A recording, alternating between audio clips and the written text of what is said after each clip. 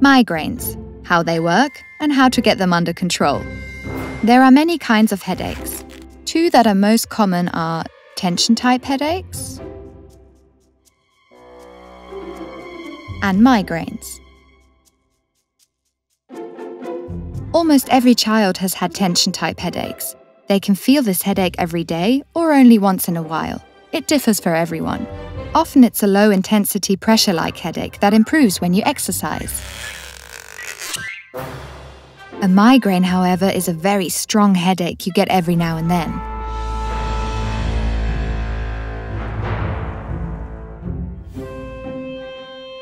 About 1 in 10 children has migraines. In some, migraine headaches occur once a week, in others once a month or even less. The headache during a migraine attack gets stronger when you are physically active. For example, when you are climbing the stairs. If you have a migraine, you may feel sick, you may have to throw up, and you may be bothered by light or sounds. Many children prefer to rest when they have a migraine attack. They lie down in bed in a dark room and try to sleep until the pain stops. A migraine attack may last a few hours, but can stay as long as a few days. When it is over, you may feel different or exhausted for a few hours, or even a day before everything returns back to normal. This is also part of the migraine. But what is a migraine? Children with migraines have special brains. Your brain has millions of nerve cells inside it. People who experience migraines have some special nerve cells called migraine nerve cells. These migraine nerve cells build a migraine generator which can be filled, like a rechargeable battery. When the battery is fully charged, it empties quickly and sends electrical signals to many different parts of the brain, causing normal nerve cells to become more sensitive. This causes the symptoms of a migraine attack. So what happens during a migraine attack? In the beginning of a migraine attack, you feel a bit weird. This may mean you feel more tired, you yawn a lot, you might have a sudden craving for chocolate or something else, or you may not want to eat anything at all. You may think, uh-oh, a migraine attack is coming, but this actually means the attack is already happening. The migraine generator has already emptied, causing some parts of the brain to be more sensitive than usual. In some children, this affects the area of the brain that controls appetite. In others, the area that makes you feel tired or yawn. During a migraine attack, the electrical signals keep spreading from the migraine generator to other parts of the brain. After a while, the skin around the brain called the meninges and the blood vessels in the head become more sensitive and painful. When you move, for example when you walk upstairs, the brain pulls on the meninges and more blood moves through the blood vessels. This usually doesn't hurt, but because the meninges and blood vessels are more sensitive during a migraine attack, it causes you pain. In 1 out of 6 children with migraines, the brain gets particularly overactive. These children may not be able to see right for a few minutes before or during the migraine attack. They might see bright flashes of light, for example. These lights are not really there. They are made by the brain because the migraine generator has overactivated the visual center of the brain. This is called the migraine aura. The migraine aura can happen in different ways. Some children find it harder to move parts of their body for a while. Others smell, see, or feel weird things for a few minutes until the aura is over. However, there is some good news for children with migraines.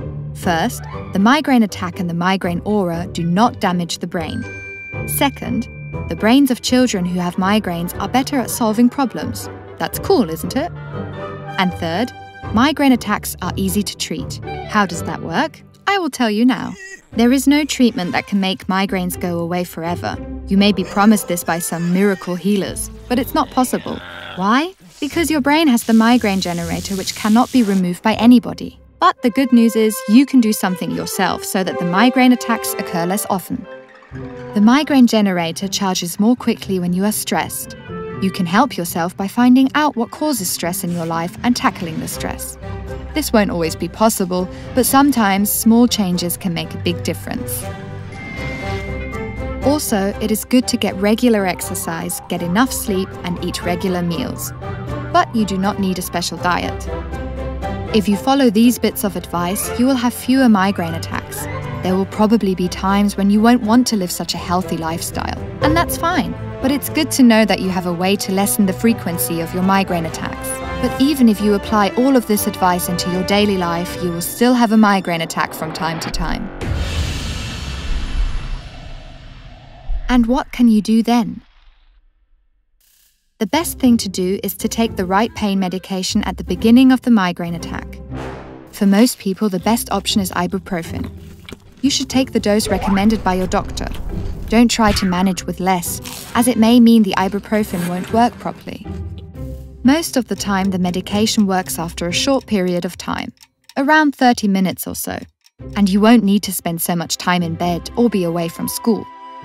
You can have a short break while you wait for the medication to work. Then you can continue your day as normal. Usually, everything goes back to normal after a few hours. If ibuprofen does not help, or if you have a really bad attack, you can use a special migraine medication known as a triptan. You should always carry your pain medication with you, just in case you get a migraine attack. If you get a migraine at school or at your friend's house, the medication won't help if it's at home in your drawer.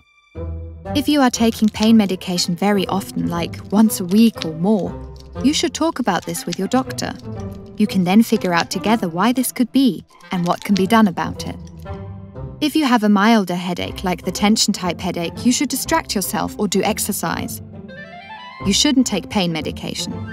Let's put all that together. Migraines are caused by a migraine generator in the brain. Stress can trigger migraine attacks. The less stress you have, the less migraine attacks you will have. Stay calm during an attack. Take your pain medication early, and after a short break, just keep going like normal. This way you will live a great life, even with migraines.